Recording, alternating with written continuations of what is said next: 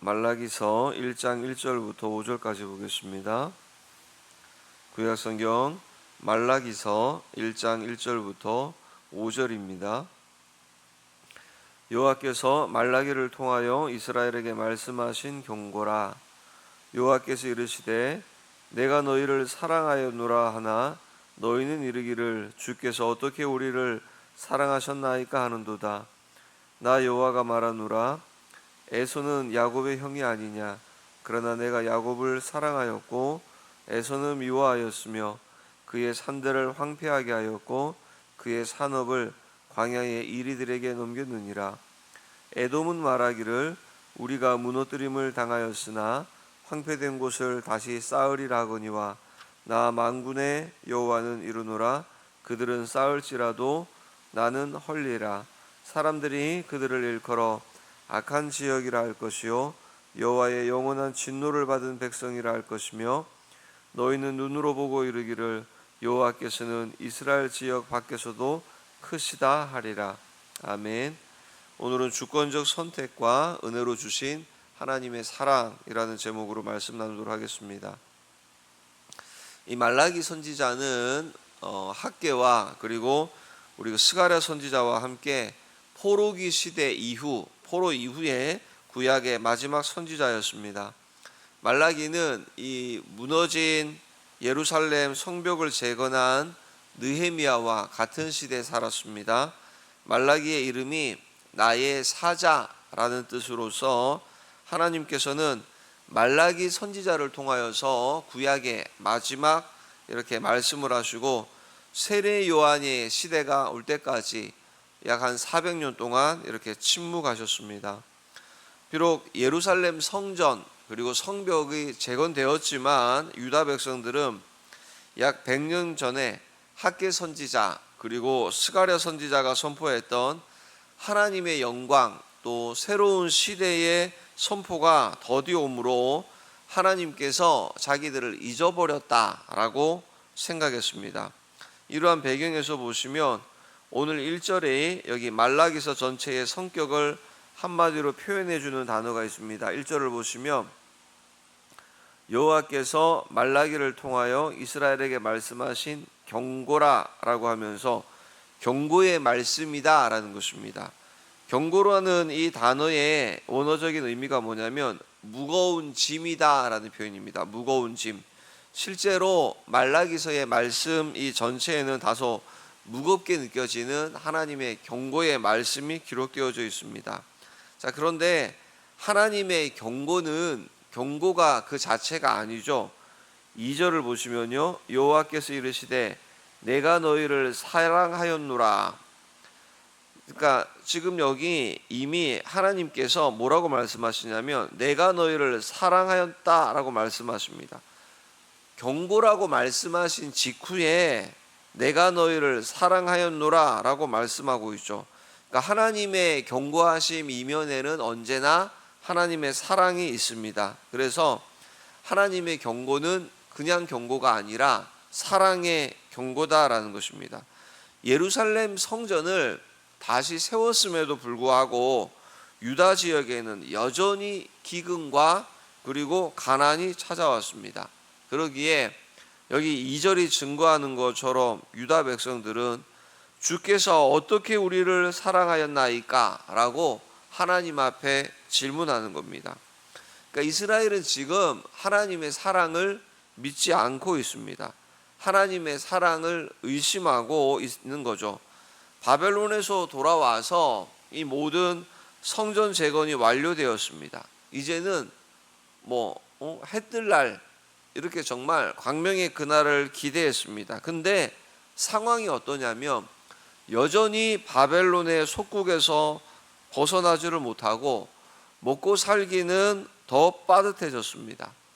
계속되어지는 이런 어려움이 찾아오자 이스라엘이 하나님의 사랑을 믿지 않고 하나님의 사랑을 의심하기 시작하는 겁니다. 그래서 이렇게 되묻는 겁니다. 주께서 어떻게 우리를 사랑하였나이까? 사람이 모든 기준이 내가 중심이고 나와 직접적인 연관이 어떻게 되어지느냐, 거기에 대해서 우리가 제일 피부적으로 와닿기에 그렇게 생각하고 또 판단하고 이야기할 수 있죠. 우리도 때로는 정말 이스라엘과 같이 성전을 재건하고 예배가 회복되고 하나님 기뻐하는 모습으로 말씀을 앞에서 순종의 자리로 나가서 서 있는데, 현실은 여전히 우리도 속국 가운데에 여전히 먹고 살기가 이전보다 더 어렵고 힘든 가운데 있을 수 있습니다. 그때 동일하게 정말 주께서 우리를 사랑하신 것이 맞는가, 정말 하나님께서 나를 돌아보고 계신 것인가 의심이 될 때가 있습니다. 오늘 여기 2절 3절 가운데에서 다시 한번 2절 3절을 보시면요, 여호와께서는 이르시되 내가 너희를 사랑하였노라 하나 너희는 이르기를 주께서 어떻게 우리를 사랑하셨나이까 하는도다. 나 여호와가 말하기를 에서는 야곱의 형이 아니냐, 그러나 내가 야곱을 사랑하였고 에서는 미워하였으며 그의 산들을 황폐하게 하였고 그의 산업을 광야의 이리들에게 넘겼느니라. 여기 내가 야곱을 2절에서 사랑하였고 에서는 미워하였다라는 말씀에서 사랑하고 또 미워한다라는 것, 이것이 그냥 단순한 감정의 문제가 아니라 하나님의 선택이다라는 것을 우리에게 말씀해 줍니다. 하나님의 선택. 여기 2절에 내가 사랑하였노라 라는 이 단어가 우리가 신약 성경에서 아가페라는 단어, 무조건적인 선택에 의한 하나님의 사랑을 의미하는 것입니다. 창세기 25장에 리브가가 이 에서와 야곱을 임신을 했죠. 태중에서 이 둘이 얼마나 다투는지 싸우는지 걱정이 된 리브가가 기도를 합니다. 그때 하나님께서 어떻게 말씀하시냐면 창세기 25장 23절을 보면 두 국민이 너의 태중에 있구나, 두 민족이 너의 복중에서부터 나누이리라. 이 족속이 저 족속보다 강하겠고 큰 자가 어린 자를 섬기리라 라고 말씀합니다. 큰 자가 어린 자를. 자, 큰 자가 어린 자를 섬긴다라는 이 말씀을 사도 바울이 로마서 9장 11절에 이렇게 해석을 합니다. 그 자식들이 아직 나지도 아니하고 무슨 선이나 악을 행하지 아니한 때에 택하심을 따라되는 하나님의 뜻이 행위로 말미암지 않고 오직 부르시는 이로 말미암아 서게 하려 하사. 그러니까 에서와 야곱이 아직 태어나지도 않았습니다. 태어나기도 전에, 그러니까 이들에게서 무슨 선한 행위, 악한 행위 아무것도 일어나지 않았는데 하나님께서 누구를 택하셨다, 누구를 사랑하셨다라고 하냐면 에서가 형 에서가 아니라 야곱을 택하셨습니다. 하나님이 누구를 사랑하셨습니까? 하면 에서가 아닌 야곱을 사랑하셨다라는 것입니다. 그래서 야곱의 자손들을 번성하게 하셔서 큰 민족 이스라엘을 이루셨습니다. 자, 그 이유가 무엇입니까? 이유가 없다라는 것입니다. 그냥 이유 없음입니다. 하나님께서 에서 장자를 택한 것이 아니라 동생 야곱을 택하심으로 당시에 이 고대 근동의 사회적 법률적 제도를 완전히 다 뒤엎으셨습니다. 모든 것이 장자에게 분깃을 더 주고 장자에게 축복이 허락되어지고, 이 모든 고대 근동의 당시 이 모든 것들을 하나님께서 다 뒤바꾸시면서 인간의 전통, 관습 이런 것과 전혀 상관이 없이 그냥 야곱을 향한, 동생 야곱을 향한 하나님의 파격적인 은혜가 베풀어지는 겁니다. 그러기에 하나님의 선택하심은 그냥 무조건적이면서 영원히 변치 않는 사랑 그 자체가 된다는 것입니다. 우리도 마찬가지입니다. 하나님께서 창세전에 우리들 역시 그리스도 안에서 무조건 선택하셨다는 것입니다. 저와 여러분, 우리를 하나님께서 택하심에 있어서 야곱을 택하신 것처럼 그 근거가 우리에게 있는 것이 아니라는 것입니다. 에서와 야곱이 태중에 태어나기도 전에 그들의 선, 악 이것을 보고 택하신 것이 아니라 이미도 그 전에 큰 자가 작은 자를 섬기겠다라고 하나님께서 그렇게 결정하신 것입니다. 우리도 마찬가지로 이미도 창세 전에, 영원 전에 해와 달과 별이 있기도 그 전에 성경은 우리를 이미 택하셨다, 부르셨다, 결정하셨다, 이렇게 성경이 우리에게 가르쳐 주는 거죠. 그래서 4절도 보시면요, 에돔은 말하기를 우리가 무너뜨림을 당하였으나 황폐된 곳을 다시 쌓으리라 하거니와 나 만군의 여호와는 이르노라 그들은 쌓을지라도 나는 헐리라. 여기 보면 에돔이라고 하는 에서의 후손들입니다. 자, 에서와 마찬가지로 에서의 후손들인 에돔들도 이스라엘처럼 이후에 무너뜨림을 당합니다. 에돔도 이스라엘이 다시금 회복하고 재건하는 것처럼 우리도 다시 쌓겠다, 쌓으리라 이렇게 다짐을 하고 회복과 재건을 꿈꿨습니다. 그런데 성경은 오늘 뭐라고 하냐면 하나님께서 에돔을 막으셨다라는 것입니다. 그들은 쌓을지라도 나는 헐겠다. 하나님께서 에돔을 막으시는 겁니다. 근데 반면에 야곱의 자손 이스라엘은 하나님께서 어떻게 하십니까? 70년 만에 약속대로 포로에서 돌아왔습니다. 스룹바벨을 통하여서 성전을 재건하게 하셨습니다.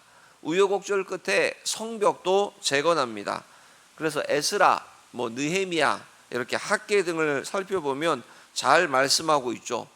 그런데 이스라엘에 한 것이 뭐가 있었냐면, 이스라엘에 한 게 있었습니까?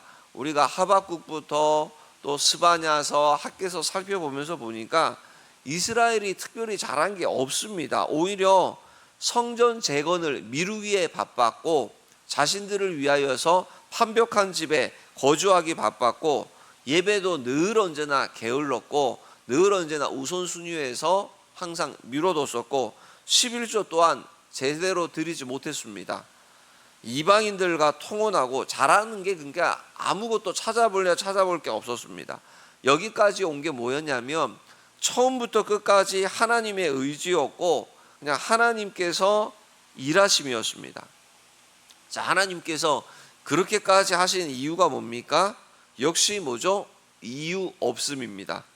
더 정확하게 표현하자면 이유가 없는, 아무런 이유가 없는 그 하나님의 사랑이 이스라엘을 여기까지 인도하셨고 이스라엘을 회복해 하시는 것입니다. 그러니까 하나님의 마음은 이렇습니다. 내가 너희를 사랑하는 그 이유가 뭔지 아느냐? 이유가 없다라는 겁니다. 그냥 야곱이기 때문에 내가 사랑하고 내가 그냥 이스라엘이기 때문에 내가 선택한 거야. 내가 그냥 사랑하는 거야. 이렇게 말씀하시는 겁니다. 자, 이렇게 이야기하니까 이제 우리 교회 밖에 계신 분들이 기독교는 되게 이기적인 종교다. 아무리 선행을 하고 무엇을 해도 다른 어떠한 종교 신을 찾아가도 하나님 믿지 않으면, 예수님 믿지 않으면 무조건 지옥 간다더라. 그래서 되게 이기적이고 편협하다. 너무나도 이렇게 수용적이지 못하다. 이런 비판들을 쏟아내죠. 바꾸어서 말하면 이 세상에 어떠한 사람도 그 어떠한 극악무도한 죄인도 예수 그리스도를 믿기만 하면, 하나님의 은혜의 품 안에 들어오기만 하면 모두가 주의 자녀, 사랑받는 자로 구원받음에 아무런 문제가 되어지지 않는다라는 거죠. 문제는 뭐냐면, 그러면 누가 택함 받았느냐? 여러분, 누가 택함 받았는지, 누가 하나님께 사랑을 입고 사랑받은 자인지 알 수 없습니다. 우리가 어떻게 합니까? 이 사람이 지금의 모습으로는 마치 택함 받지 못한 사람처럼 하나님의 사랑과 관계없는 자처럼 살아가는데 이게 뭐든지 끝까지 가봐야 아는 거죠. 그러니까 누구를 하나님이 부르시고 사랑했는지, 우리가 성경 안에서 지금 우리는 결론을 다 알고 에서와 야곱을 보고 있기에 이렇게 말씀드릴 수 있지만, 우리 개개인 한 사람 한 사람, 목회자도, 앞에 서 있는 목회자도 기도하지 않고 성령의 도움 없이 얼마든지 말씀을 준비하고 얼마든지 사역을 마치 업무적인 일과 같이 해낼 수 있습니다. 구원은 전적으로 하나님의 주권에 달려있는 거죠. 이 말은 뭐죠? 하나님께서 택하시고 부르시지 않으면 아무런 상관이 없는 것입니다. 그러니까 지금 오늘 하나님께서 내가 너희들을 사랑하는 이유, 그냥 이유 없음인데 하나님께서 그냥 무조건적으로 택하시고 부르시고 사랑하셨다라는 것인데, 이게 우리로 말하면은 교회 안에 있는 우리만 택하시고 사랑하시고 밖에 있는 사람들은 그렇지 않은 것처럼 보여지지만 아닙니다. 이게 모르는 거죠. 이게 끝을 봐야 되죠. 누가 마지막까지 주의 택하신 부르심에 나중에 아마도 우리는 서로 하나님 앞에 서서 그제서야 서로 천국 가운데서 야 우리가 하나님의 사랑을 입은 자로 이곳에서 이렇게 함께 다시금 반가운 모습으로 함께 하는구나 비로소 알게 될 줄도 모르죠. 오늘 동일하게 그래서 우리에게 말씀하십니다. 내가 너희를 사랑하는 이유가 뭔지 아니? 이유가 없다. 그냥 너이기 때문에 너의 그 존재이기 때문에 내가 너를 사랑하는 거야. 그러니까 어떻게 보면 이 이유 없는 사랑보다 더 강력한 사랑이 어디 있겠습니까? 그 이유 없는 사랑 때문에 우리 예수님께서 이 땅에 오신 것입니다. 십자가에서 죽으시기까지 그 사랑을 우리에게 증명해 주셨다라는 것입니다. 이 세상에 어떤 신이 자신이 만든 피조물 대신해서 창조주가 죽음을 택하는 경우가 어디 있습니까? 그런 신도 없고 그런 종교도 없습니다. 오직 기독교뿐이죠. 왜 그렇습니까? 그냥 이유 없습니다. 그냥 우리 존재 자체를 사랑하시기 때문에 우리를 택하시고 우리를 영원한 하나님 나라의 자녀로 삼겠다라고 말씀하시는 겁니다. 그래서 신앙은 늘 언제나 현재 신앙이에요. 현재. 분명히 성경은 오늘 말씀의 제목처럼 하나님의 주권적인 선택과 은혜로 하나님께서 우리를 사랑하신 게 맞습니다. 아무런 이유 없이 하나님의 무조건적인 선택과 은혜가 맞습니다. 자, 그런데 그렇게 해서 우리가 하나님의 사랑 안에 지금 믿는 자가 되었다라고 하지만 모든 것이 다 하나님의 예정하심, 하나님의 계획하심 속에 있는 거지만 이게 운명론, 숙명론이 아니잖아요. 야, 미리 믿는 자, 믿지 않을 자, 하나님 편에서는 정해놓으신 게 맞는데 우리는 누가 택함을 받았는지 정해줬는지 모르는 거죠. 그래서 어떻게 하는 거죠? 신앙은 믿음은 늘 언제? 오늘 지금 현재라는 겁니다. 현재 신앙. 현재 내게 주시는 말씀에 내가 반응하고 현재 주께로 나오라는 부르심의 초청에 내가 아멘하고 나오는 거. 지금 오늘 내 신앙이 그래서 우리 전에도 말씀드린 것처럼 가룟 유다가 예수를 팔 자라고 정해진 게 아닙니다. 성경의 구약 성경에 예수를 파는 사람 유다라는 이름을 밝히지는 않습니다. 그 예언의 말씀이 신약에 와서 유다 본인이 현재 신앙이 예수님의 모든 제자가 예수님을 팔 수 있었는데 현재 유다의 신앙이 예수님을 파는 자리로 나아가는 거죠. 그러니까 숙명론처럼 뭔가 딱 정해져서 난 어떻게 해도 바뀌지 않아. 이게 아니라는 거죠. 늘 오늘 내 신앙, 오늘 내게 말씀하시는 하나님, 그 말씀에 오늘 내가 순종하는 나, 이게 우리의 신앙인 것이고 하나님께서 오늘 선택적으로 주권적으로 우리를 하나님의 은혜로 사랑하신다라는 그 사랑에 그렇게 오늘 내 신앙으로 반응하는 것입니다. 말씀을 맺습니다. 우리는 나름 믿음으로 순종하면서 열심히 살아왔지만 여전히 지륵과 같은 어두움이 내 삶 가운데 계속되어질 때 하나님의 사랑에 의심이 들고 정말 불신이 밀려올 때가 있죠. 그때에 다시금 이 말라기서 오늘 말씀을 생각하시면서 에서를 미워하고 이 야곱을 사랑하신 그 사랑, 이게 그냥 아무런 이유 없다. 나라고 하는 이 존재를 우리 하나님께서 선택하시고 사랑하셨다라는 그 사랑, 아무런 이유 없는 하나님의 온전히 그 주권적인 그 은혜의 그 선택적인 그 사랑, 변함없는 그 사랑 때문에 오늘 저와 여러분 우리가 여기에 있음을 다시 한번 감사함으로 고백하시면서 그 사랑 안에 온전히 거하는 또 그런 복된 하루가 되기를 예수님의 이름으로 축복합니다.